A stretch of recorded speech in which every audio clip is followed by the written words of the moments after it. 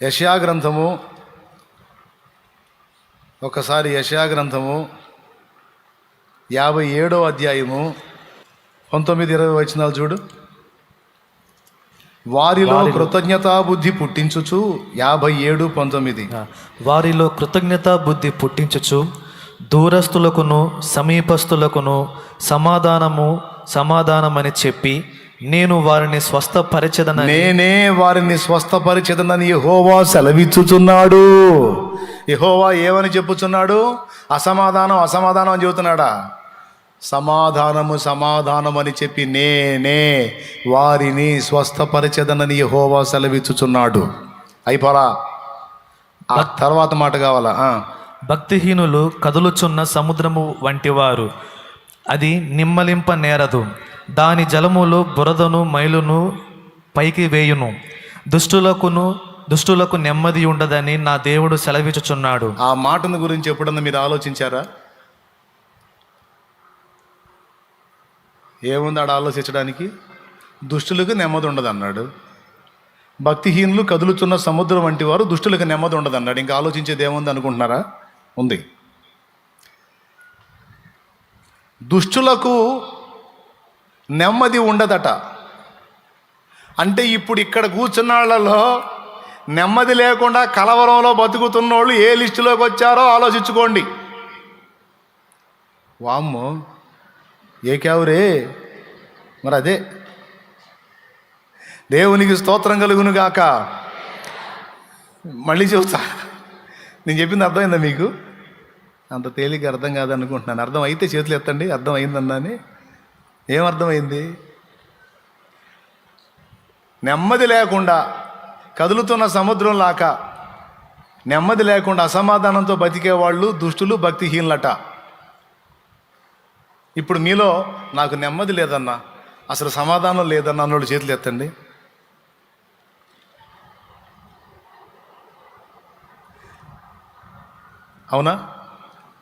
అవునా? నెమ్మది లేదు, సమాధానం లేదు, కష్టాల్లో ఉన్నాం, కలతల్లో ఉన్నాం. మరి అట్టయితే మీరు ఈ లిస్టులోకి వస్తున్నారు. ఏ లిస్టులోకి వస్తున్నారు? భక్తిహీనుల లిస్టులోకి వస్తున్నారు. మరి భక్తుల పని ఏంటి అంటే ముగ్గురు నలుగురు చేతులు ఎత్తే వాళ్ళకి అర్థం కాల. మిగతా వాళ్ళందరికీ అర్థమైంది. ఎందుకు అర్థం కాదు? ముదురులు మావులోళ్ళ. ఇప్పుడు చెప్తున్నాను వినండి. భక్తి పరులకు దేవుని మీద ఆనుకునే మనసు ఉంటుంది. దేవుని మీద ఎవరైతే పరిపూర్ణంగా ఆనుకుంటారో, ఆధారపడతారో, వాళ్ళ నెమ్మదికి ఏ ఢోకా ఉండదు. ఒక పక్క ఊరు కొట్టకపోతున్నా సరే నిమ్మళముగా నెమ్మదిగా ఉండగలుగుతారు. భక్తుల తత్వం అది.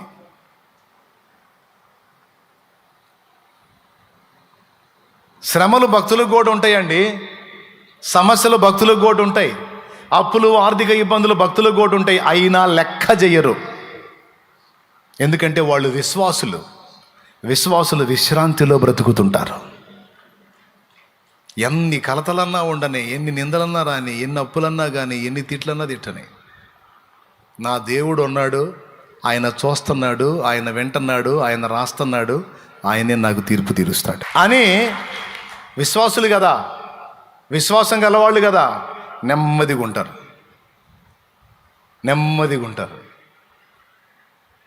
ప్రశాంతంగా ఉంటారు.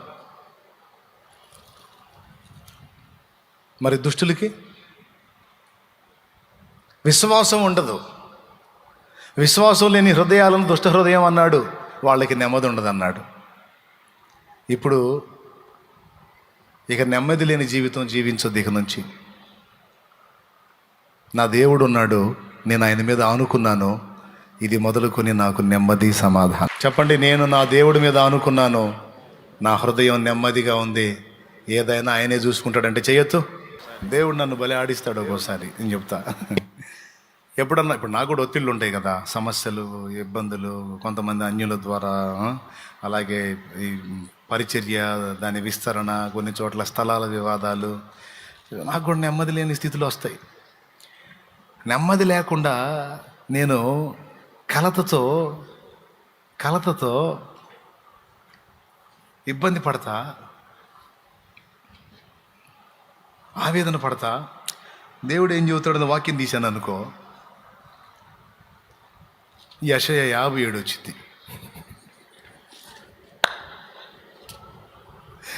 అందులో ఏముంటుంది తెలుసా? దుష్టులకు నెమ్మది ఉండదు అంటాడు.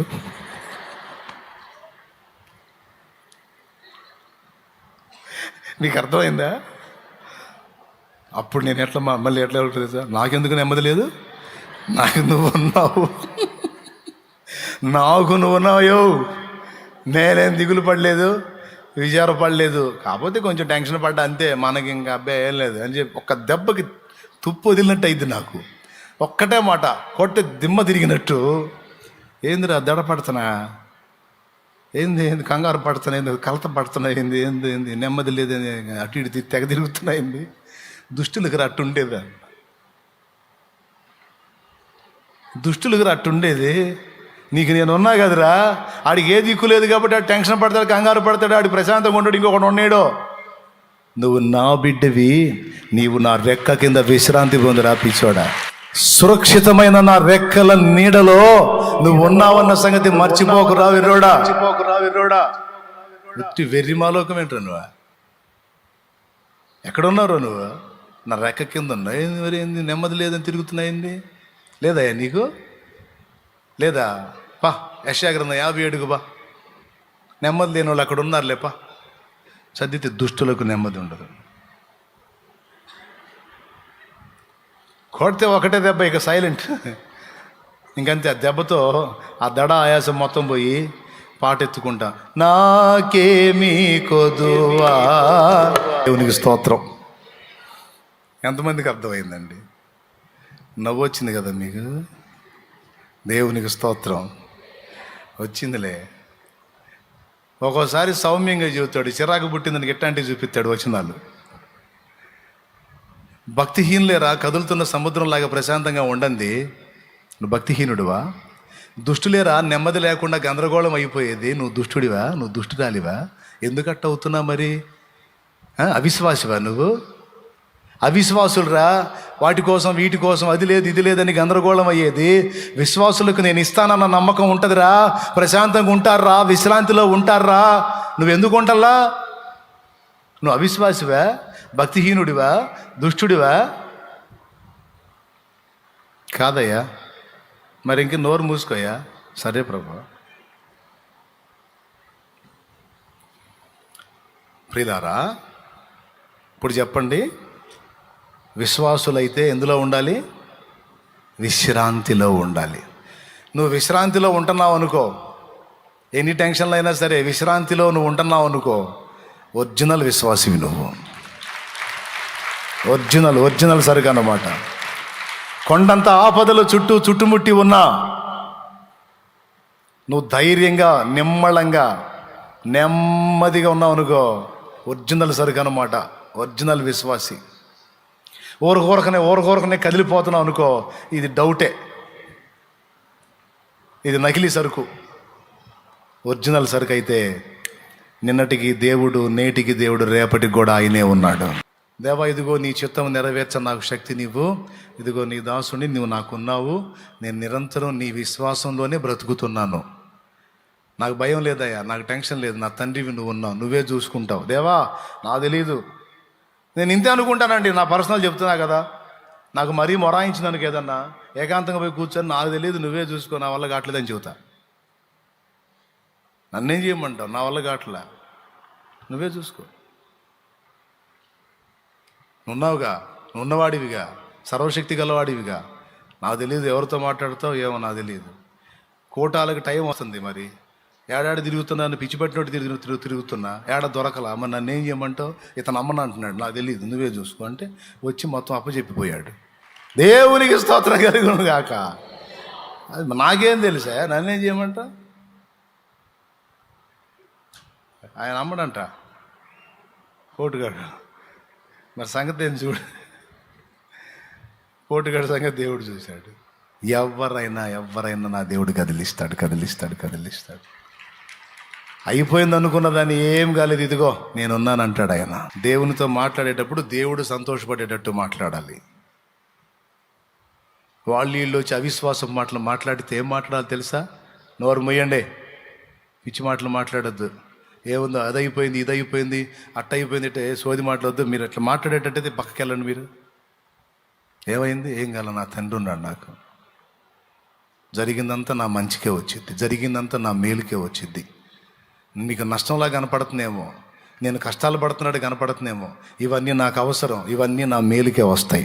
మీకేం తెలుసు? ఇవన్నీ నా మేలుకే వస్తాయి, మీకేం తెలిసి వచ్చింది? మాట్లాడుతున్నారు పెద్ద. ఎవరు మూసిపోండి. నీ మనసుతో మాట్లాడేటప్పుడు నీ మనసుతో కూడా నువ్వు మాట్లాడుకోవాలి. మనసు కోతి లాంటిది, గంతులేస్తుంటుంది. ఏయ్ మనసా, ఏమిటే గంతులేస్తున్నావు? ఏమిటే భయపడుతున్నావు? ఏమిటే ఏదేదో అయిపోతుంది అన్నట్టు ఆందోళన పడుతున్నావు? పిచ్చి మనసా, ఏమైంది? నీ మనసుకు కూడా నువ్వు సమాధానం చెప్పుకోగలగాలి. నీ మనసుకు కూడా నువ్వు వాక్కు రిలీజ్ చేయాలి. మనసు అంటది అయిపోయింది, అంతా అయిపోయింది, కొంప మునిగిపోయింది, ఏదో జరగబోతుంది, ఏదో అయిపోబోతుంది, ఏదో జరగబోతుందని మనసు అంటుంటే ఏమీ జరగట్లేదు. అంతా మనకి ఫేవర్గానే జరిగిద్ది, అంతా మనకి ప్లస్సే అయిద్ది, అంతా మనకి మంచిగానే జరిగిద్ది. అది ఎన్ని వంకరలు తిరిగినా మనసా, అది మనకి ప్లస్ అయిద్ది. ఎందుకో తెలుసా?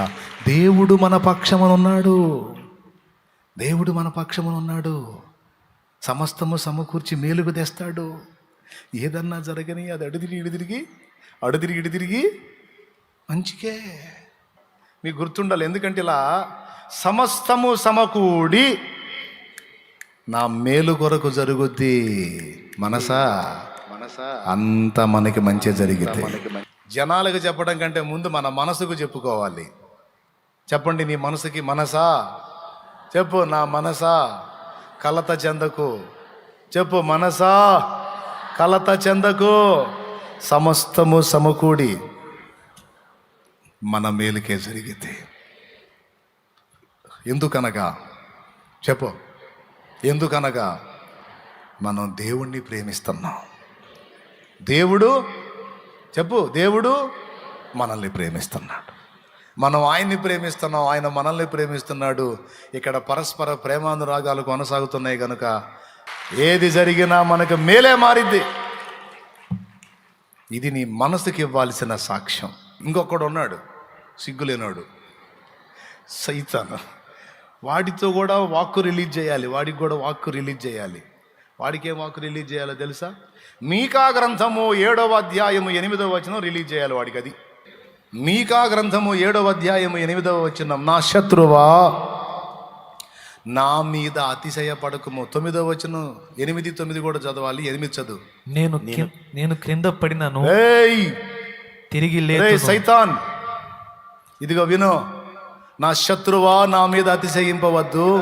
నేను క్రింద పడినను తిరిగి లేతును, నేను అంధకారమందు కూర్చున్నను, యెహోవా నాకు వెలుగుగా నుండును. ఏందిరా నువ్వు నన్ను గెలిచేది? ఎరా లూసి, ఏంది నువ్వు నన్ను గెలిచేది? నీ బొంద. ఆత్మీయ జీవితంలో తొట్టుపడ్డానని నా దగ్గరకు వచ్చి భయపెడుతున్నావా? నా శత్రువా నా మీద అతిశయింపవద్దు, నేను క్రింద పడినను తిరిగి లేతును, నేను అంధకారమందు కూర్చున్నను, యెహోవా నాకు వెలుగుగా నుండును. 9వ వచనం చూడను ఏముందో. నేను యెహోవా దృష్టికి పాపము చేసి తిని గనుక ఆయన నా పక్షమున వాద్యమాడి నా పక్షమున న్యాయము తీర్చు వరకు నేను ఆయన కోపాగ్నిని సహింతును. ఆయన నన్ను వెలుగులోనికి రప్పించును, ఆయన నీతిని నేను చూచెదను. అదండి ఉండాల్సిన డైలాగు. ఎప్పుడన్నా దెబ్బతిన్నప్పుడు కూడా మనం ఏమన్నా తెలుసా? సైతాన్ గాడి అనుకుంటూ వస్తాడు. వాడు సిగ్గుండదుగా, ఎకిలి నవ్వులు నవ్వుకుంటూ వస్తాడు నీ దగ్గరికి అనుకుంటా. అప్పుడు చెప్పరా, శత్రువా నా మీద అతిశయపడవద్దు, నేను క్రింద పడినను తిరిగి లేతును. ఎందుకు? నా దేవుడే నన్ను నిలబెడతాడురా. నా దేవుడే కృంగిన వేళలో నన్ను లేవనెత్తిన చిరునామా ఆయనే. అది అది నేను కింద పడితే అంత వదిలేస్తాడు అనుకునేది నన్ను. మళ్ళా చెయ్యిస్తాడు, లెగుస్తాను. నేను కింద పడ్డాను, ఆయన నన్ను తన్నాడు, ఆయన కోపాగ్ని నా మీదకి వచ్చింది, భరిస్తా. ఇది నాకు ఆయనకి నాకు సంబంధించిన విషయం. నువ్వెవడివిరా నా ముందుకు వచ్చి అంటున్నావు? ఆయన మా నాన్న, నేను ఆయన కొడుకుని. ఆయన మా నాన్న, నేను ఆయన కూతుర్ని. మా తండ్రి కూతుళ్ళ వ్యవహారం మా తండ్రి కొడుకులు ఎవరు, నీకెందుకురా లూసి? నా శత్రువా, నా మీద అతిశయింపవద్దు. నేను కింద ఉండేవాడిని కాదు రో, నన్ను నా తండ్రి లేపుతాడు. లేవనెత్తువాడు నా దేవుడు. ఏం చేస్తాడు? శృతి ఉన్న పాటలకు విలువలు ఉన్నట్లే కృతజ్ఞతనిచ్చావు, కృపలో నిలిపావు. నా దగ్గరికి వచ్చి అనాల్సిన అవసరం లేదురా. నువ్వు నా దగ్గరికి వచ్చి నువ్వు ఎగతాళి చేయాల్సిన అవసరం. నీ బతుకు చూసుకో, నీకు మూడింది చూసుకో. అగ్నిగుండం నీకుంది రో, బ్యాండ్ మేళం నీకుంది, ఇంక అయిపోయింది. నీ టైం దగ్గరికి వచ్చింది, వస్తున్నాడు. నా దగ్గరికి వచ్చి నన్ను ఎగతాళి చేస్తున్నా. వాడు వస్తాడు, నీ మనసులోకి వస్తాడు, నీ మనసుని కదిలిస్తుంటాడు, వాడు సిగ్నల్స్ పంపిస్తుంటాడు. అయిపోయిందిగా నీ పని, చేసావుగా, తేడా పడ్డావుగా, జారి పడ్డావుగా, నడువులు ఇరిగినాయిగా, అయ్యిందిగా నీకు. ఇంకెట్ట ఒప్పుకుంటాడులే దేవుడు. పెద్ద అసహ్యుడివి నువ్వు, అసహ్యురాలి నువ్వు నీ బతుకు, నీ కథ నీ మనసులోకి పంపిస్తుంటాడు వాడు సిగ్నల్స్. అప్పుడు వేయాల కేకరేయ్, నువ్వెవడివిరా? అడుగులు జారి పడ్డా, నా తండ్రిని వేడుకుంటా. నేను తేడా పడ్డందుకు నన్ను తంతాడు, సహిస్తా. కోపాగ్ని తట్టుకుంటా. అయితే కోపించుచునే వాత్సల్యం చూపేవాడు రా మా నాన్న. కోపించుచునే వాత్సల్యము నాపై. అదిరా మా నాన్న అంటే. మా నాన్నకి హక్కు ఉందిరా, నన్ను దన్నే హక్కు ఉంది, నన్ను చంకనెత్తుకునే హక్కు ఉంది, నన్ను భుజాన్ని వేసుకునే హక్కు ఉంది. మా నాన్న నన్ను గద్దించే హక్కు ఉంది. నేను అడుగులు జారితే నన్ను ఒక తన్ను దన్ని సరిచేసే హక్కు ఉందిరా. శత్రువా, నా మీద అతిశయపడుకొని వాడికి సంధియకూడదు. సైతాన్తో కూడా మాట్లాడాలి మనం. వాడికి రిలీజ్ చేయాల్సిన వాక్ ఇదే, నా మీద అతిశయపడద్దు, నేను ఆయన కొడుకుని, నేను ఆయన కూతుర్ని. నీకేం సంబంధం? నువ్వెవడు అసలు? నీ బతుకు చూసుకున్నావు. కలవరి సిలువలో ఓడిపోయావు నువ్వు. మరెన్నడూ బాగు చేయకుండా నాశనం అయిపోయావు నువ్వు. రేపు నిత్యం వండి అగ్ని, గాఢాంధకారపు అగ్ని నీ కోసం కాచుకున్నది. గాఢాంధకారంలో అగ్ని నీ కోసం కాచుకున్నది. నువ్వేమో అగ్నిగుండం పాలవుతావు. నేను తిరిగి లేచి నా తండ్రితో కూడా నేను ఏలతాను. నేను నా తండ్రితో పాటు, నా ప్రభుతో పాటు పరిపాలిస్తాను. నువ్వేమో అగ్నిలో యాతన పడతావు. అది నీ ఫ్యూచర్, అది నా ఫ్యూచర్. ఇది క్యావరే జావ్, బద్మాష్ జావ్. అది ఎంతమందికి అర్థమైంది? సైతానికి అదే సమాధానం చెప్పాలా, సైతాను సంబంధులకు కూడా అదే సమాధానం చెప్పాలి. అర్థమైందా? అర్థమైతే ఇంకెందుకు మరి? హడావుడి పడి నెమ్మది లేకుండా గందరగోళం అవుతున్నావంటే ఏ క్యాడర్లోకి వచ్చావు? దుష్టుల క్యాడర్లోకి వచ్చావు. జాగ్రత్త. ఎట్లున్నావు అని నేను అడిగినా, దేవుడు అడిగింది ఏమని చెప్తావు? నెమ్మదిగా. ఈరోజు దేవుడు నీతో మాట్లాడుతున్న మాటలు, ఆయన మాటలు ఆత్మయు జీవమై ఉన్నవి. శత్రువు కూడా వాడి మాట ద్వారా ఒక స్పిరిట్ని రిలీజ్ చేస్తాడు. మనం కూడా మన మాట ద్వారా ఒక స్పిరిట్ని రిలీజ్ చేస్తామనే ఒక అద్భుతమైన సత్యాన్ని ఈరోజు మనం నేర్చుకుందాం. మనం సమాధానం అని పలికితే సమాధానపు శక్తి వెళుతుందట ఇంటి మీదకి. మనం ఏ మాట ఎదుటి వాళ్ళతో పలుకుతామో ఒక స్పిరిట్ రిలీజ్ చేసినట్టు, మనం ఒక ఆత్మను వారి మీదకి పంపుతున్నట్టని మర్చిపోవద్దు.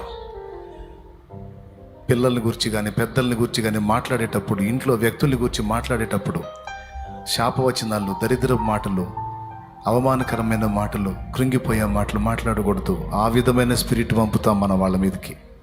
అది కాదు, వారు బలహీనులైనా వారు బలవంతులు అవుతారనే వాక్కు రిలీజ్ చేయాలి. నిష్ప్రయోజకులైనా సరే ప్రయోజకులు అవుతారన్న వాక్కు రిలీజ్ చేయాలి. ఇంట్లో శాపం విలయతాండవం చేస్తున్నా సరే ఆశీర్వదించబడబోతున్నాం. మనం ఆశీర్వదించబడిన వారమని పలకాలి, ఆశీర్వదించబడిన వారమని పలకాలి. మనం దేవుని ఆత్మ గలవారమని పలకాలి. మన ఇల్లు ఇప్పుడు కలతలో ఉండొచ్చు, దేవుని సమాధానం సమృద్ధిగా మన మీదకి వచ్చిందని పలకాలి.